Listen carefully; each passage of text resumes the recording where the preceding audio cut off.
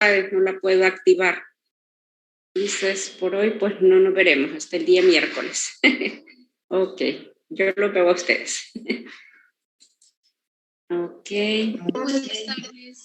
Buenas tardes a todos. Esperando que después de estos días de reflexión, de cuidado, pues estemos listos para poder finalizar nuestro periodo.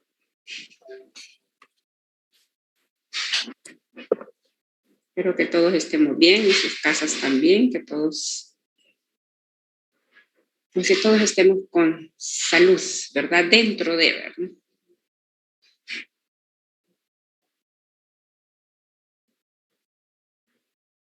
Bueno, esperar un minutito más.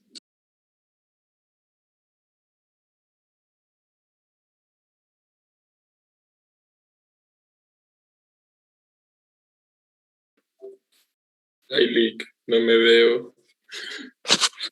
Hola, Joshua, ¿qué pasó? ¿Tiene la luz? No, es que como que está haciendo frío y todo, entonces mi cuarto es bien oscuro cuando Acaba de levantarte, seguro. No, hombre, se acaba de almorzar más bien. Bueno, ok. Bueno. Más bien ahí ando en planes de imprimir el manual de aplicación, más bien. Ah, ok, perfecto. Lo necesitamos para la tarea 7. Subí las 3 tareas que estaban pendientes. Me disculpo porque igual el día que les dije no pude. No sé qué problemas había, pero igual ya se las subí. Ya las tienen ustedes, las 6, las 7 y la 8. La tarea 6 tiene que ver con su anamnesis. Entonces, ahí a quien tienen que entrevistar es a su mamá. En el caso de que no estuviera en la casa, pues entonces igual le piden una reunión Zoom para que ella les pueda proporcionar su información. Y en base a eso, entonces ustedes perfectamente la puedan realizar. En el caso de que tengamos alguna dificultad y por X o Y razón mamá no puede, ¿no?, por ciertas condiciones, entonces en ese caso, pues si tienen algún hermano, ahí sí, ¿verdad? Tendríamos que buscar a una persona. De lo contrario, la idea es que ustedes escriban su propia historia. De eso se trata, ¿verdad? No buscar otra persona, no buscar, sino que ustedes regulan sus tiempos y todo. La tarea número 7 tiene que ver con la práctica. Esa sí, me imagino yo que tal vez en estos días, ¿verdad? No todo, obviamente, pero sí por lo menos, ¿verdad?, tuvieron la oportunidad de hacer una revisión completa de lo que es el manual, ¿verdad? Lineamientos de aplicación, porque ustedes tienen que aplicarle a un compañero. Ahí sí, ustedes tienen que solicitarle a un compañero. Ustedes eligen la pareja. Lo único que cada quien tiene que enviar su video, porque el periodo pasado lastimosamente tuve dificultades con 2 compañeras que una pues, por cuestiones ajenas se tuvo que retirar y no envió el video correspondiente. Entonces no quiero que nos vaya a pasar. Entonces así, si usted aplica, vaya por decir algo, me toca aplicar con Diana. Yo le aplico a Diana, Diana me aplica a mí. Yo soy responsable de mi video y yo voy a enviar mi video. Diana va a enviar su video. ¿Listo? Entonces así nadie tenemos problemas de decirme al final, no, que mire que se retiró el compañero o la compañera. Y la tarea número 8, pues tiene que ver justamente con todo lo que hemos estado haciendo en la clase. Ya ustedes tienen el protocolo, les subí una pequeña anamnesis, una pequeña historia del niño, para que podamos integrar, ¿verdad?, los datos, que es lo que vamos a hacer a partir del día miércoles. Les había dicho que el día de hoy vamos a cerrar nuestro contenido teórico para que mañana podamos proceder a hacer nuestro segundo examen teórico. Entonces, ¿estamos bien? ¿Alguna pregunta, alguna duda? ¿Todos estamos de acuerdo con la información? Porque si hay alguna duda, entonces es el momento. No sé si puede ustedes o de la otra clase que me hacían la consulta que si iban a utilizar el formato de entrevista que les envié, sí. Igual, y la pueden reforzar justamente con Sattler. En Sattler también hay algunas preguntas, entonces ustedes la pueden ampliar. Ok, nuevamente consulto. ¿Estamos bien con lo que vamos? con las tareas y todo. Sí, Liz, yo solo quería pedirle un favorcito. Vamos a ver. Que me toca ir a dejar a mi hermano porque se va a hacer la prueba COVID, se la piden en el equipo que juega. Entonces no sé si me puedo retirar tipo 2:40. ¿Hoy? Sí. Sí, está bien, no hay ningún problema. Gracias. Vaya, pues bueno, entonces empezamos. Mañana ustedes pues estarán en la plataforma realizando el segundo examen. ¿Listo? Perfecto, entonces voy a finalizar el contenido que corresponde a lo que es el capítulo 1 y 2 del manual técnico, que ya hemos estado mencionando varios aspectos. No son cosas nuevas, ya hemos estado mencionando.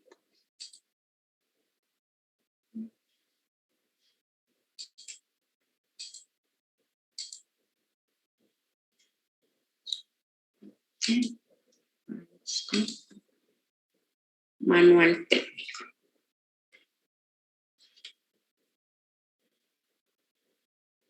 No sé si ya lo pueden visualizar. Todavía no. Ok, listo.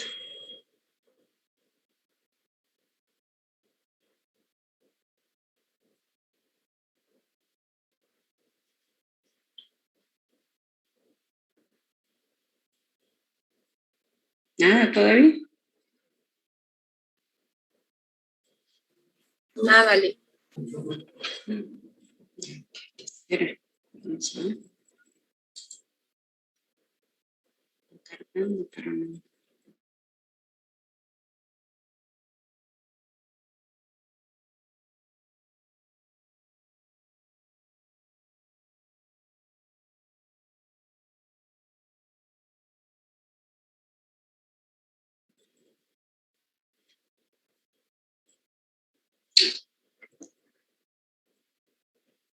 ¿Sí? Ok, pero voy a revisar, espérenme. No tengo ninguno, por lo menos ahorita no tengo ninguno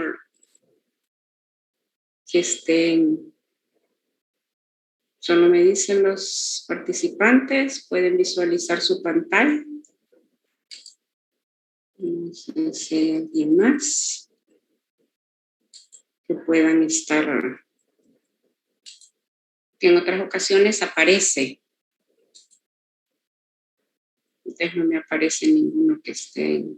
Vemos 19 conmigo y no tengo ninguno que esté esperando. Bueno, imagino yo que listo.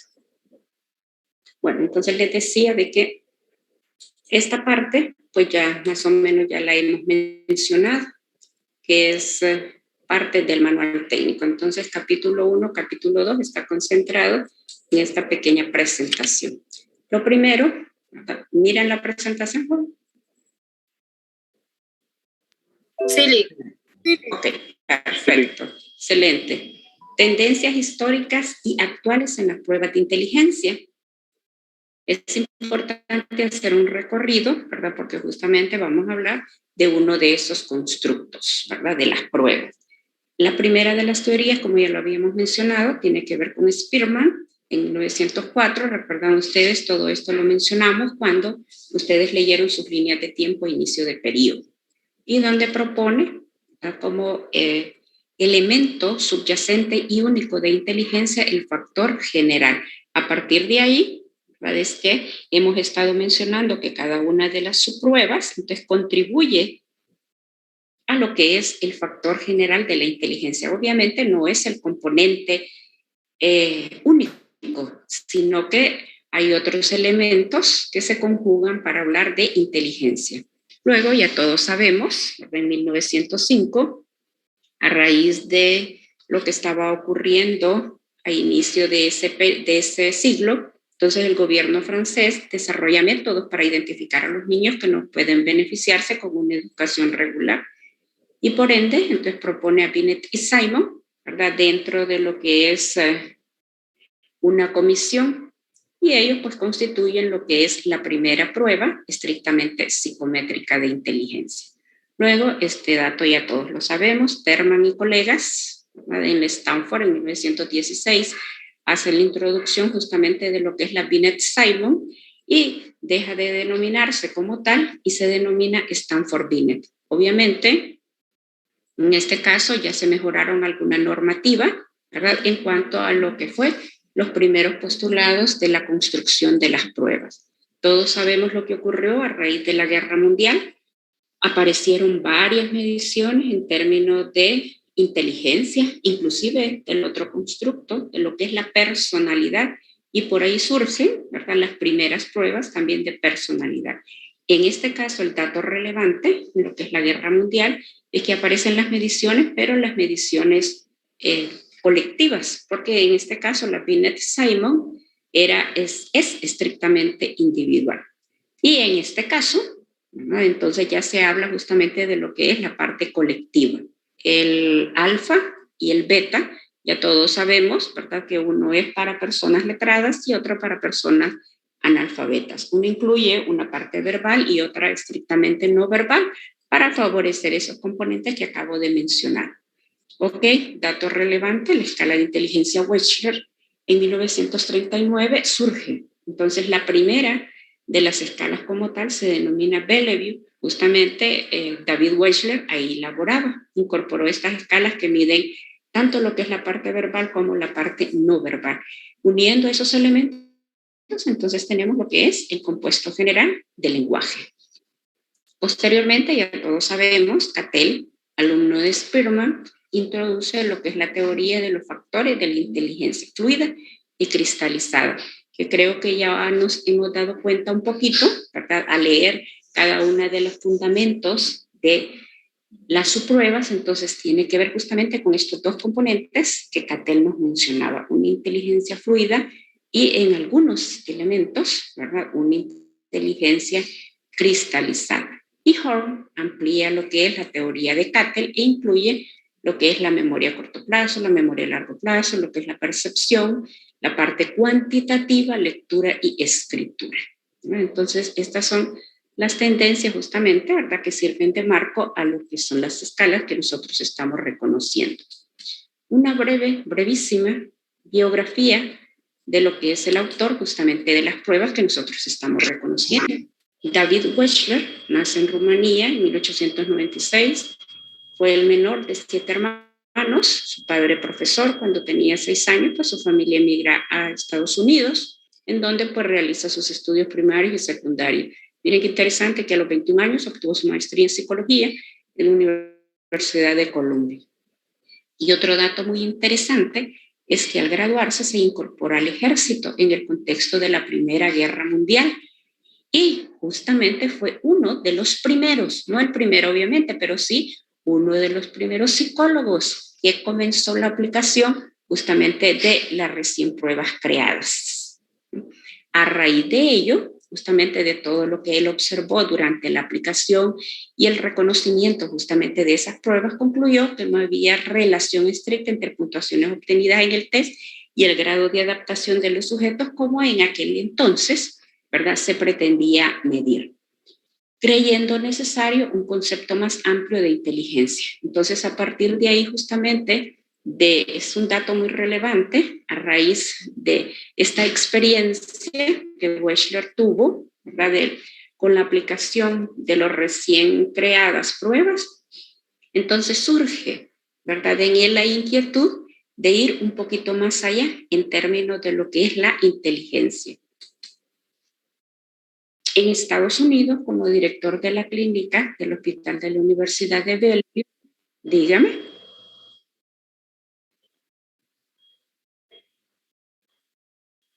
Ok, voy a dejar de compartir y voy a ver si aparece. Solo tengo a Ana acá. Ana, que está en espera. Nada más.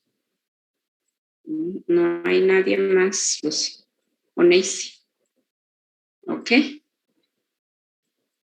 Listo. Dígale que ya le. Ok. Y en esa época, ¿verdad? Justamente trabaja ya en la confección de su escala, ¿verdad? A raíz de lo que les decía, justamente surge en él la inquietud y publica en 1939 la medición de inteligencia adulta y la escala Wechsler-Bellevue. Justamente esta imagen de texto amarillo que se ve por acá, formas 1, forma 2. Y un dato muy interesante que incluye y que tal vez en lo que es las versiones primeras, en este caso, por ejemplo, digamos la WIPSI, pues no se nota tanto como cuando nosotros ya estamos estudiando la WISE. Consideró el factor de deterioro edad. ¿Qué significa esto? De que hay una disminución de algunas habilidades con la edad, pero no de la inteligencia. Y esto es muy importante porque realmente cuando ya nosotros vamos creciendo y vamos envejeciendo, creemos en algún momento que la inteligencia va desapareciendo. Y recuerden ustedes que la inteligencia es un constructo relativamente estable. Entonces, este dato es totalmente relevante. Y la corrección se logra al comparar el rendimiento de un sujeto con su grupo etario.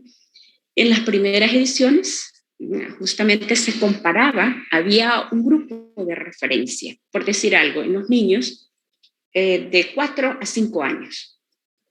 Entonces, a raíz de ese grupo se comparaba todo, la población que medía la prueba, pero entonces algunos niños se veían afectados, así como, por ejemplo, en las escalas WISE, en este caso. WISE tiene un grupo de referencia de 20 a 34 años, pero, por ejemplo, si nosotros comparamos una persona de 30 años a una persona de 70 u 80 años, obviamente la diferencia va a ser notoria, ¿no? En cuanto, por ejemplo, a habilidades. La ejecución de una persona joven, obviamente, es más ágil, es más veloz, es más rápido. En cambio, justamente ya una persona a medida avanza, entonces un poquito, ¿verdad?, enlentece ese tipo de actividades. También, por ejemplo, parte de lo que son las sensaciones, los sentidos. Entonces ya va perdiendo justamente su calidad auditiva, ya todos lo sabemos, parte de lo que es la visión, etcétera, etcétera, proceso de envejecimiento. Entonces, para corregir justamente ese elemento, entonces se corrige a través de lo que es la comparación con las personas de la misma edad. ¿Qué significa esto? Por ejemplo, si usted tiene una persona de 70 años, lo va a comparar con un grupo entre 70 a 75 años. Igual ocurre, por ejemplo, digamos, en lo que es la escala que estamos reconociendo. Si tenemos un niño de 5 añitos, entonces lo vamos a comparar no con un niño de 6 años, sino que lo vamos a comparar con un niño de 5 años, 3 meses, por ejemplo, o de 5 años, 3 meses a 5 años, 6 meses. No vamos a comparar a un niño de 2 añitos, 6 meses, a un niño de 6 años. Entonces, esto es muy importantísimo que nosotros lo tengamos muy presente. Y concluye que la inteligencia no era la suma de habilidades implicadas como anteriormente se creía, sino que la configuración o forma de combinarse de ellas. Considero como importantes la motivación y los incentivos. Ya vamos a ver esta parte. A raíz de su conclusión, entonces, él llega a determinar, ¿verdad?, justamente que la inteligencia como tal es una entidad que está justamente basada en un todo.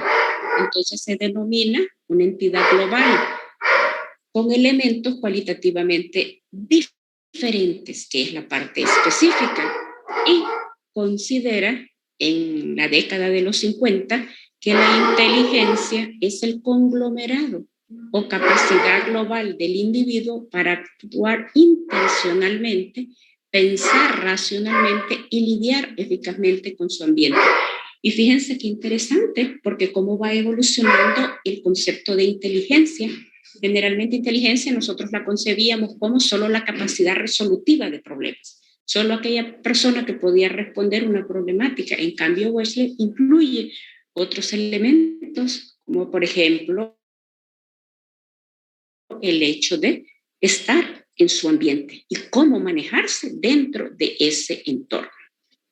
Para ello, menciona un dato muy relevante, que son los factores no intelectuales de la inteligencia. ¿Qué significan factores no intelectuales de la inteligencia? Nuestras motivaciones básicas, actitudes, rasgos de personalidad, perseverancia, las metas, el entusiasmo, que justamente estos aspectos no se abordan de manera directa en una prueba. Por ejemplo, en lo que nosotros estuvimos leyendo de cada una de las 14 subpruebas de la escala WIPSI, en ningún momento nosotros leemos de que mide aptitudes, por ejemplo. Pero sí nosotros lo podemos inferir, Entonces, las mediciones estandarizadas de habilidades intelectuales no abordan dichos atributos, aunque influyen en el desempeño de un niño. Estas mediciones y en su efectividad en la vida diaria para enfrentar el mundo y sus desafíos. En este caso, qué interesante, por ejemplo, si ustedes se fijan, el hecho de que, por ejemplo, un niño, en este caso, un niño, por ejemplo, motivado, un niño que no está enfermo, un niño que está sano, entonces puede tener justamente una mejor respuesta a un niño que está cansado, por ejemplo, o a un niño que está agotado, que era parte de lo que nosotros mencionábamos, ¿verdad?, durante los elementos del proceso de aplicación. De ahí que vamos resumiendo lo que hemos venido mencionando, que para hablar de un diagnóstico necesitamos, ¿verdad?, directamente lo que mide la prueba, o sea, todo lo que aborda, pero también necesitamos estos elementos, conocer cómo es la actitud de la persona, ¿verdad? Si es positiva o es negativa. Ok. Luego, se menciona de que en el funcionamiento cognitivo, para este tipo de evaluaciones, todos consideramos que se mide en un todo, y no es así. Las funciones cognitivas se interrelacionan, lo cual dificulta medir un terreno puro de funcionamiento cognitivo. Es ecológicamente válido incluir subpruebas que requieran uso de habilidades cognitivas. Las tareas cognitivas casi nunca se realizan de forma aislada. El desempeño en las mediciones, en las habilidades, solo proporciona una parte de lo que es la inteligencia.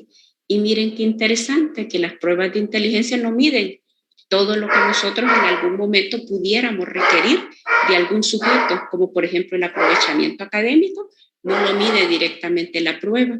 El funcionamiento de las habilidades motoras no lo mide. Si nosotros quisiéramos medir estos elementos, tendríamos que buscar otras pruebas para poder complementar lo que es justamente una evaluación en el sentido completo de la función cognitiva, ¿no? Y esto que nos quede muy claro, porque cuando nosotros hagamos una selección durante un proceso de evaluación, es cierto, la Wechsler son muy buenas escalas, pero igual la parte del desarrollo, por ejemplo, la parte del aprovechamiento académico, la parte de las habilidades motoras, tendríamos que buscar otras pruebas que nos complementen estos elementos.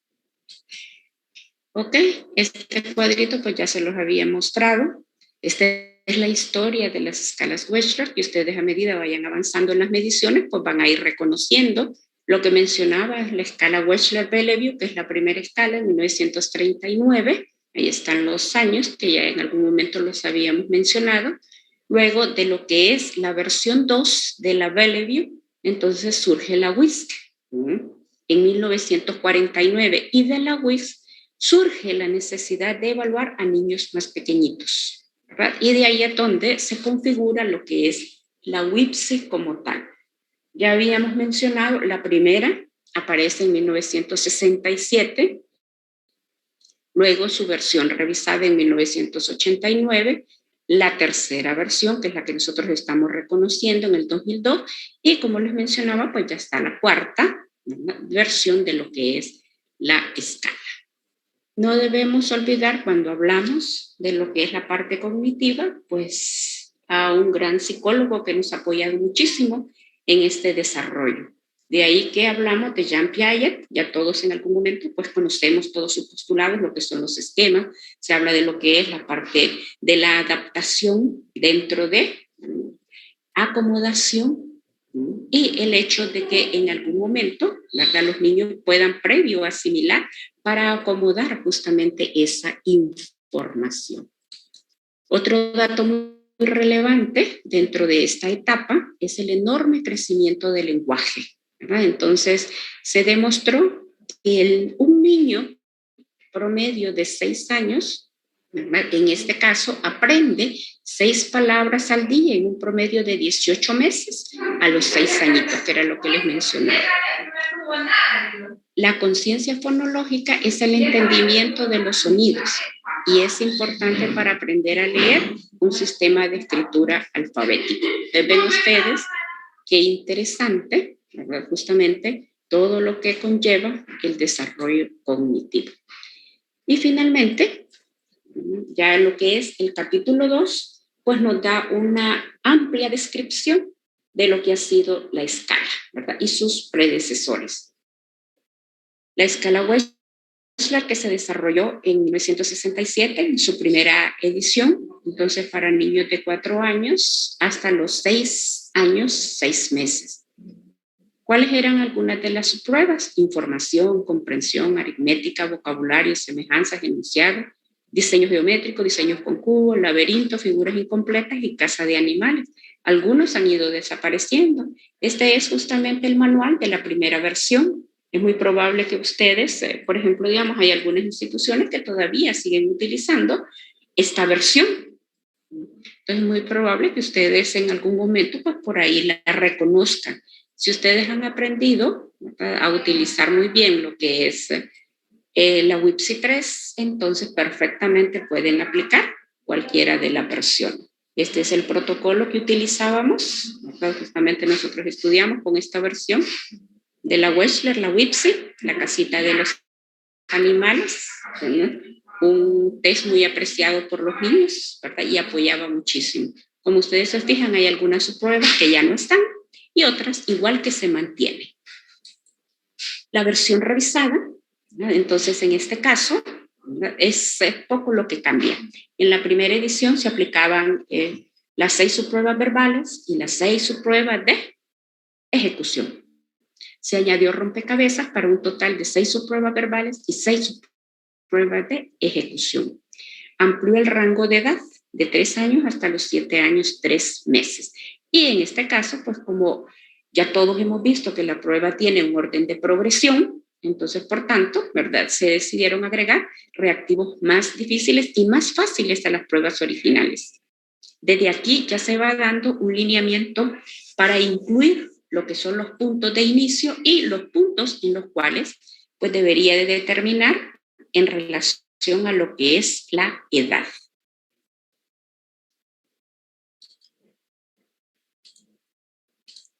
Vemos acá igual lo que es la historia ya desglosada en sí de lo que es la escala Wechsler, en este caso la WIPSI, que es la que nos interesa. ¿Cuál es su predecesor? En este caso, pues la forma 2. La forma 1 sirve de antecedente a lo que es la WISE. En este caso, la forma 2 ayuda a lo que es la WISC. Y de la WISC se desprende lo que es la WIPSI.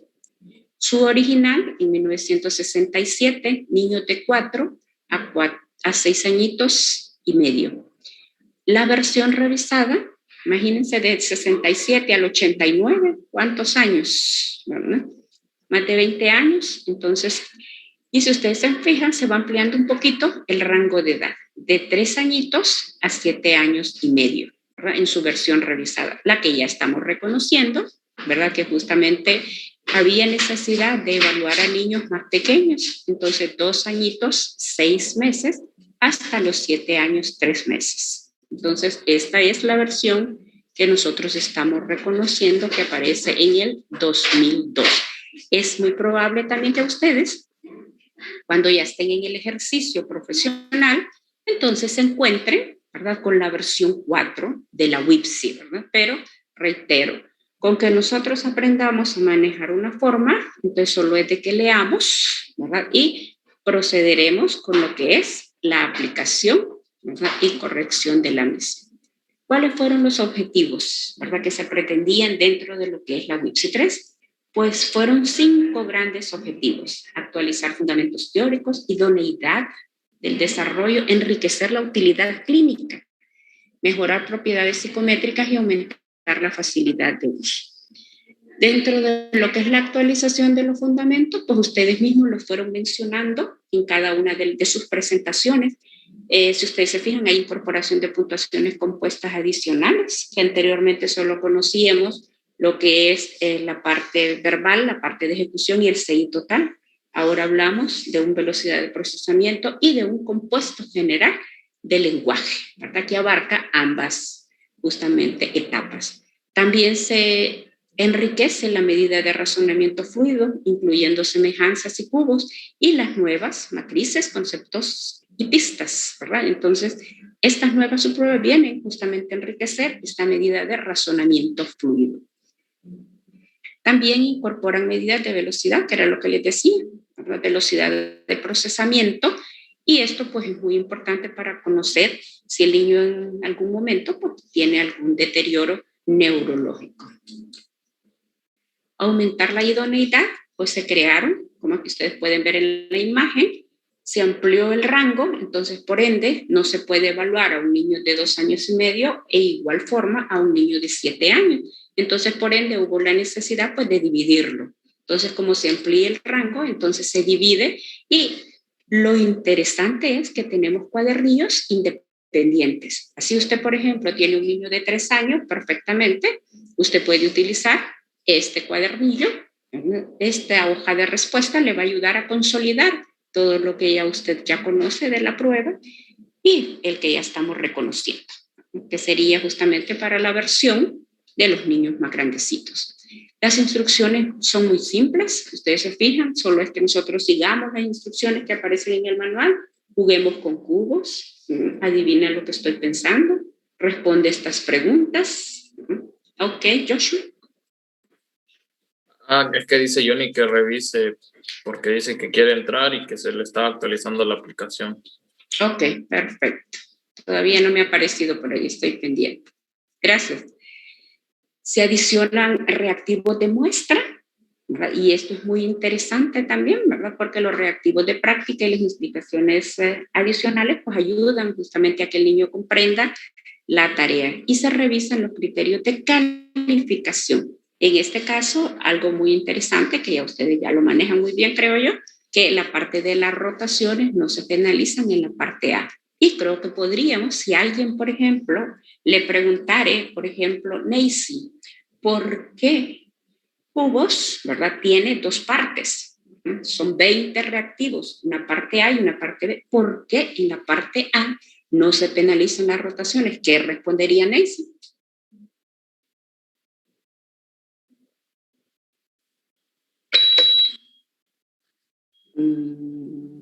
Más o menos, por ahí vamos, pero no el fundamento en sí. ¿Quién puede responder? Se supone que mañana nos vamos a evaluar, ¿verdad? Y eso es lo que les voy a evaluar mañana. Por el rango de edad en que está. Sí, pero específicamente, ¿por qué? Tiene que ver obviamente con la edad, ¿verdad? Sí, tiene que ver con la edad, pero específicamente, ¿por qué? Haciendo la comparación entre habilidades cognitivas y habilidades motoras, ¿qué ocurre? Recordemos evolutivo un poquito y lo que hemos venido mencionando. Los diferentes procesos de aprendizaje, licenciada. Por ejemplo, un niño de 2 años no puede saber lo mismo que un niño de 3 años o uno de 7. Exactamente. Entonces, ¿qué ocurre? Las habilidades motoras, recuerden ustedes que no van al unísono con lo que son las habilidades cognitivas. Entonces, el niño cognitivamente va avanzando, pero motoramente va un poquito más lento. Entonces, por eso es que no se penaliza en la parte A lo que es las rotaciones, ¿verdad? Las rotaciones por eso no se penalizan. Ok. También se reducen los efectos de confusión de velocidad en el rendimiento. Y este es otro punto muy interesante, que en las últimas versiones, ¿verdad? No solo en esta, en la WIPSI, sino que también en la WIS, cuando ustedes lleven la medición 2, igual forma la medición 3, entonces se reducen justamente los puntos extras, ¿verdad? El hecho de que el niño entre más rápido lo haga, entonces obviamente mayor beneficio obtiene. En este caso ya sabemos que solo es una de las subpruebas, justamente, ¿verdad?, que tiene puntos bonificables. Reducción de efectos de confusión del desarrollo del lenguaje expresivo. Varias pruebas incluyen dibujos debido a la reducción de habilidad del lenguaje verbal, que era lo que decía por ahí Gabriela, y en eso estamos totalmente de acuerdo. Entonces, por ejemplo, nosotros no vamos a evaluar, ¿verdad?, con las mismas condiciones a un niño de 3 añitos a un niño de 6 años, ¿verdad? Y la actualización de los materiales se hicieron más atractivas para los niños, más interesantes, ¿verdad? Recuerden ustedes que los niños, su nivel de atención obviamente es más bajo. Entonces, por ende, pues se requiere mayor colorido para que el niño en algún momento pues, pueda sentirse más motivado en relación a las actividades que estamos realizando. De ahí también que es una de las situaciones por las cuales se alternan, ¿no? Se alternan justamente lo que es las subpruebas que tienen contenido verbal con las subpruebas que tienen un contenido justamente no verbal. Como les decía en las primeras versiones, entonces todo era lo verbal, después todo lo ejecutivo, y a veces el niño cuando llegaba a la parte verbal ya no quería. En cambio, el hecho de la alternancia entonces favorece, recuerden ustedes que el niño está a la expectativa, entonces mantenemos la curiosidad para que finalmente pues, podamos lograr completar nuestra aplicación, por lo menos como se menciona en una sola sesión. Y finalmente el enriquecimiento de la utilidad clínica, pues en esta versión pues hubo un aumento en el estudio de grupos especiales, que se tomaron niños con lo que es lo determinante de la inteligencia, ¿verdad? En este caso justamente hablamos de lo que son los extremos, entonces niños que tienen una mayor capacidad a niños que tienen una dificultad, niños también que tienen dificultades en el lenguaje, y de igual forma, ¿verdad?, que tienen un dominio limitado del idioma o que tengan una discapacidad motora o un trastorno de déficit de atención con hiperactividad. La actualización del vínculo estadístico con las medidas de aprovechamiento. En este caso, ¿verdad?, la WIET es una de las pruebas, justamente WESHLA, que atiende justamente el aprovechamiento y logro en las personas. Entonces, se establece esa relación para el aprovechamiento académico. Y disminución del rango de edad. Los niños tienen derecho a recibir servicios educativos que aborden distintos retrasos en el desarrollo y discapacidades. Esta era una de las grandes dificultades, ¿verdad?, con las cuales nos encontrábamos, porque no teníamos una prueba para evaluar a niños, ¿verdad?, de menor edad. Ya con la WIPSI, entonces ya nosotros tenemos esta versión y nos apoya justamente para esos niños más pequeñitos.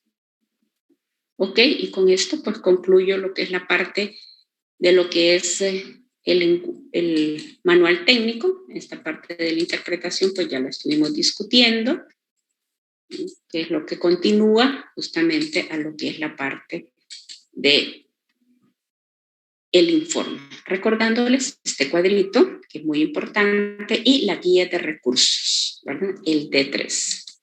Este cuadrito, obviamente, que debemos de manejar. Así un niño, por ejemplo, que tenga un 80, ustedes ya saben dónde lo van a ubicar. Un niño que tenga 90, ya sabemos dónde lo vamos a ubicar.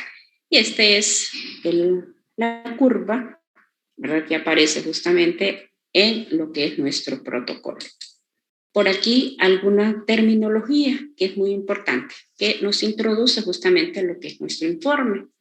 Existen modos preferidos, ¿verdad?, de describir y utilizar conceptos estadísticos y psicométricos. Algunos ejemplos, cuando hablemos de rango percentil, entonces es preferible decir el CI total se encuentra en el percentil 55, lo que significa que el CI es igual o mayor al 55 por niño de los niños de su edad. Esto es preferible a decir fue mejor que el 55% de los demás niños. Si nosotros hablamos del intervalo de confianza, o sea, el nivel de probabilidad, entonces las probabilidades de que su puntuación verdadera se encuentre entre 106 y 120 son de aproximadamente 95 entre 100. Es preferible a decir existe una probabilidad de 95 a 100 que su CI se encuentre entre esa proporción.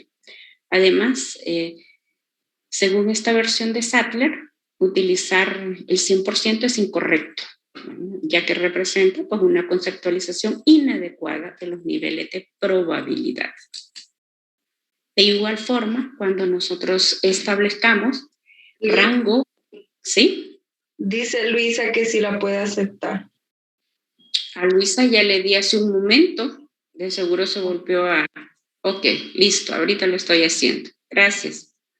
Rango o clasificación, entonces su desempeño general se encuentra en el rango promedio alto, que era lo que estábamos mencionando. Tiene que ver con esta tablita, por eso necesito que la manejemos muy bien. Utilizar el rango o clasificación principal para el CI total y en algunas ocasiones los compuestos, rara vez, jóvenes o nunca se debe emplear este rango o clasificación para una subprueba. Ojo con esto. Recuerden ustedes que la WIPSI tiene dos tipos de puntuaciones. Puntuación escalar y puntuación compuesta. La puntuación escalar, nos guiamos con este cuadro. Estas son sus descripciones cualitativas. Estos son sus rangos percentilares.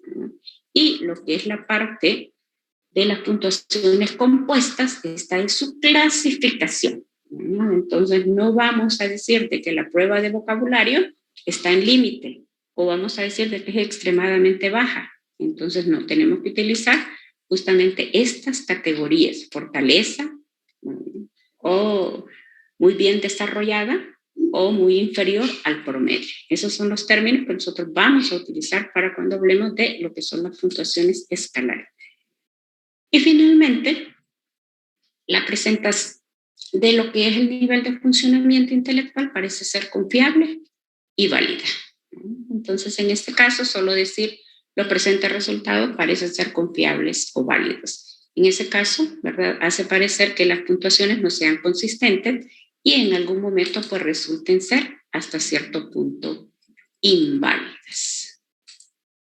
Entonces, con esto concluyo, ¿verdad? Lo que es la parte del manual técnico para que estemos listos a hacer nuestro examen. Ok, tenemos por ahí 10 minutitos.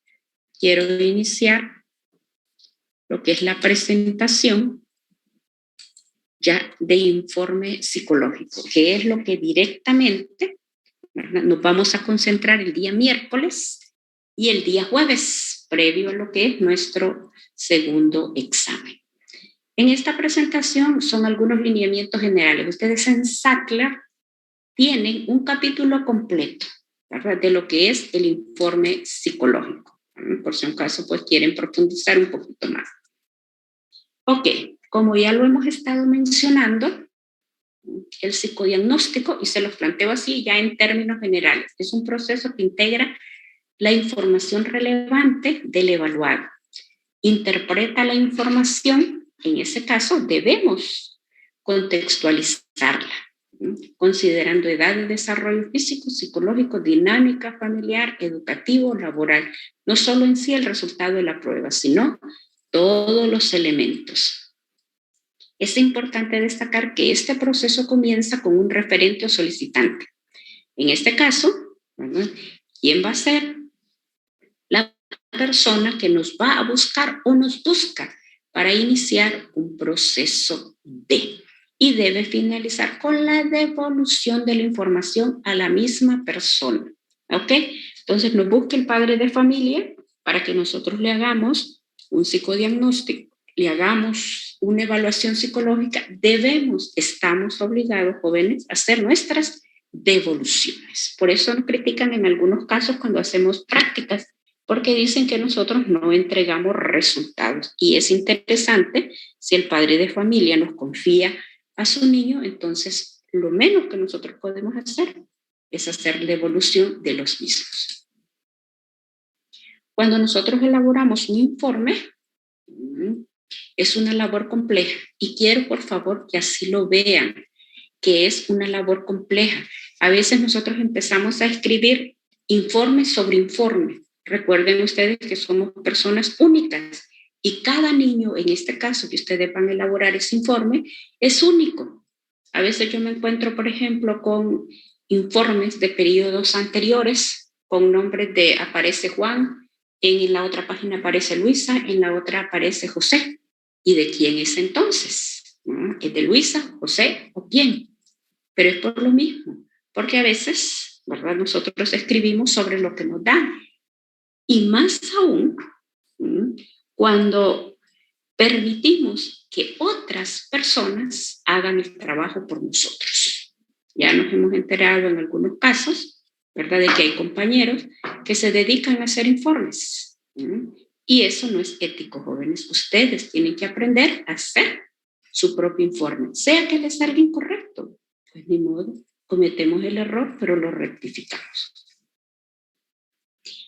Ya todos sabemos, ¿verdad?, de que este diagnóstico psicológico tiene consecuencias importantes para la vida de las personas, por lo que en este caso ustedes como estudiantes deben ser capacitados en aspectos técnicos de la prueba, manuales, estar familiarizados con la aplicación, incluyendo estandarización, normalización, bueno, todo lo que se refiere a, que a veces solo creemos, no, es que solo es decir que la WIPSI tiene 14 subpruebas. No solo es eso, va más allá de. Y de manera oportuna y pertinente, teniendo como marco básico de referencia el juicio ético del profesional, o en este caso ustedes, ¿verdad?, que van a elaborar su primer informe. Debemos de tener el consentimiento informado, que es el documento que especifica cómo se realizará un proceso de evaluación. Ustedes siempre tienen que estar atentos cuando realicen una práctica, independientemente en donde estén. Por favor, verificar esta parte. A mí me ha ocurrido, y se los digo por experiencia, yo tengo varios años de trabajar en la misma institución, y hace como 5 años creía que dentro de lo que era el marco que firme el padre de familia, como el hecho de ese documento importantísimo, que va justamente parte de lo que es la institución, con el niño, en donde se regula todo lo que va a ser justamente ese encuadre entre lo que es la institución y el padre de familia. Pero en la actualidad me ha tocado, ¿verdad?, porque hay padres de familia que cuestionan, ¿y por qué me lo evalúan? Ustedes saben que dentro de un proceso de evaluación aparecen ciertos elementos. Entonces, ahora nos toca, inclusive hasta que el padre de familia me firme el consentimiento informado. Ok, ¿cuáles son algunas reglas generales? Para integrar, pues buscar las tendencias derivadas, hacer una síntesis, ¿verdad?, y en este caso el contenido del informe pues debe ser reflexivo, prudente. No podemos hacer conclusiones diagnósticas sin contextualizarlas adecuadamente. Ya vamos a entender un poquito esta parte. Y luego, pues para la comunicación, tiene que haber claridad en la información, buena redacción, jóvenes, si no, pues entonces hay que buscar un poquito, ¿verdad?, ciertas técnicas, ciertos lineamientos que nos ayuden a tener esas palabras adecuadas, como por ejemplo una interjección o un adjetivo o un adverbio que nos ayude a unir ciertas frases. Entonces, por eso se habla de buena redacción. Y por ende, ¿verdad?, de que eso nos lleve a una lectura que sea ordenada, sin redundancias y utilizando un vocabulario comprensible. Utilizar el lenguaje técnico, ¿verdad?, traduciéndolo al lenguaje habitual cuando este sea posible. A nivel escribimos los informes técnicos, pero a un padre de familia, imagínense ustedes con una escolaridad, vaya, por decir algo, de 3er grado, usted no le va a ir a hablar a un padre de familia de percentil, porque el padre de familia no le va a entender. Entonces lo tenemos que hacer justamente pues más sencillo, más comprensible. Si en la institución hay profesional de la psicología, pues entonces nuestro trabajo es escribir un informe, ¿verdad?, técnico justamente para la persona técnica y otro devolutivo, ¿verdad?, sencillo para la persona que nos ha contratado. Y el informe debe ser breve. Para esto pues debemos seleccionar la información más pertinente. Los informes largos, jóvenes, entonces resultan ser confusos y en general los destinatarios pues generalmente no leen lo que nosotros escribimos y solo se van a las conclusiones. Si nosotros lo hacemos, ¿verdad?, de una forma clara, sin redundar, entonces damos a la tarea de que la persona pues lea lo que nosotros hemos escrito en relación a este niño en este caso. Ok. ¿Y cuál es el esquema general, jóvenes? De un informe psicológico. Estos datos que ustedes ven acá, los van a encontrar en todos los informes. A veces lo único que cambia, ¿verdad?, es la terminología, pero igual yo les recomiendo que se ciñan a los lineamientos que cada docente les dé. En esto yo creo que ustedes lo han escuchado, siempre se los menciono cuando entramos a este tema, ¿verdad? Hay críticas porque dicen, llevo una clase y me enseñan de esta forma, llevo otra y me enseñan de esta otra forma. Y no es eso, simple y sencillamente que cada uno da pues los lineamientos y ustedes sigan esos lineamientos. Cuando ustedes egresen de la carrera, pues ustedes van a lograr un estilo propio, ¿no? Sí les recomiendo de que busquen informes, ¿verdad?, para que vean justamente cuáles son algunos de los elementos que llevan. El primero de los datos que no podemos excluir, pues, es los generales. En otros ustedes lo van a leer como ficha de identificación. Aquí se consignan todos los datos generales del niño.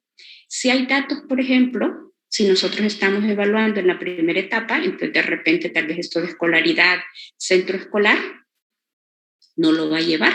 Entonces no hay necesidad de que esté ahí, lo podemos quitar. Entonces depende de si, por ejemplo, el niño solo es de madre soltera, pues solo el nombre de la mamá, el domicilio, y nunca se le vaya a olvidar no escribir su nombre, por favor, el nombre de quien hace el informe. Esto varía, ¿no? Estos datos varían cuando ustedes lleven lo que es la medición 2, entonces se van a ir ampliando un poquito los datos y no digamos cuando llegamos a la medición 3 o hacemos un psicodiagnóstico, ¿verdad? Inclusive estado civil, ya lo que es directamente la ocupación, entonces ya se amplían estos datos. Por los momentos, ¿verdad?, estos son los datos que necesitamos para lo que es nuestro informe de la UIPSI. Okay. El motivo de consulta, en otros ustedes lo van a leer como el motivo de canalización. Este se fundamenta, ¿verdad?, justamente en la razón que describe al sujeto. Se realiza exploración, ejemplo, de informe a petición de tutora a fin de confirmar posible sobredotación intelectual. Se valoran los aspectos que confluyen en el contexto educativo. Entonces nosotros vamos a describir acá para qué vamos a realizar todo el proceso. O podemos utilizar este otro. Se evalúa X con el propósito de conocer el nivel intelectual, puntos fuertes y débiles. Asimismo, por motivos de práctica académica de la clase de admisión psicológica 1, primer PAC 2020. Fíjense bien, así encuentro yo, y por eso se los dejé. No se los quise cambiar a 21. Así encuentro yo algunos informes, porque creemos, no, la LIC ni los lee. La LIC no lee nada o los licenciados no leen nada. Sí leemos, joven, tarde, pero los leemos. Y en este caso, ¿verdad?, automáticamente cuando yo veo esto, lo tacho, ¿verdad? Entonces digo yo, esto no corresponde al niño que estamos evaluando, esto corresponde a otro informe. Entonces usted tiene que cerciorarse, por eso le digo, por favor, revise muy bien. Ok. Tercer aspecto, prueba aplicada. Si ustedes se fijan, ya se dieron cuenta de que los aspectos van en números romanos, siempre con lo que es el formato APA. Tipo de letra, ya sabemos, el número de la letra también y los espacios correspondientes. En lo que es el aspecto 3, prueba aplicada, pues se incluye el nombre completo de la prueba, si hay sigla, entre paréntesis y el nombre del autor. Por ejemplo, escala Wechsler de inteligencia para los niveles preescolar y primario 3, David Wechsler. Nombre completo de la prueba. No me le vayan a escribir escala Wechsler para el nivel preescolar. Tercera, no, es completo. Y en este apartado vamos a describir lo cuantitativo. Luego tenemos los antecedentes, que es el ejercicio que ustedes van a hacer en una de las tareas, ¿verdad? Son los datos del sujeto. Tiene énfasis descriptivo. Comenzamos a describir los aspectos personales, luego los aspectos familiares, los antecedentes mórbidos, en el caso de que haya, y es importante la redacción y organización de la información, escribir en prosa esa información. La conducta observada, que tiene que ver justamente con aquellos aspectos no intelectuales de la inteligencia, vamos a describir el comportamiento del sujeto durante la situación de prueba, apariencia, verbalizaciones, gestos, actitudes, disposición. También se consigna la relación con el examinador. Todo lo anterior se realiza desde una modalidad estrictamente descriptiva, evitando juicios de valor e interpretación. Por ejemplo, X es una niña de estatura promedio, con textura normal, de cabello castaño oscuro, ojos negros, piel trigueña, y toda la descripción que ustedes puedan dar. Durante la aplicación de la prueba se manifestaron algunas dificultades de atención, concentración, durante periodos de tiempo, se distrae con facilidad, etc. Nancy, le escuchamos. Sí, ya termino de leer. Solo regáleme un minutito más. Ok, conducta observada y luego vamos al análisis de resultados, jóvenes. En los análisis de resultados, pues ahí, como su nombre lo indica, descripción de las pruebas, ¿verdad? Y todas las puntuaciones escalares y compuestas. Y luego lo que es la conclusión diagnóstica, que son los resultados de la evaluación, y finalmente recomendaciones, ¿verdad? Aquí los debemos contextualizar. Y en este tipo de pruebas, ¿verdad?, se realiza un resumen. Vamos a escribir un pequeño resumen. Este esquema debe seguir la normativa A. Entonces, estos son los aspectos, jóvenes. Ya, Nancy, se puede retirar, ya terminé. Estos son los aspectos que lleva el informe. Entonces, el día miércoles yo les voy a presentar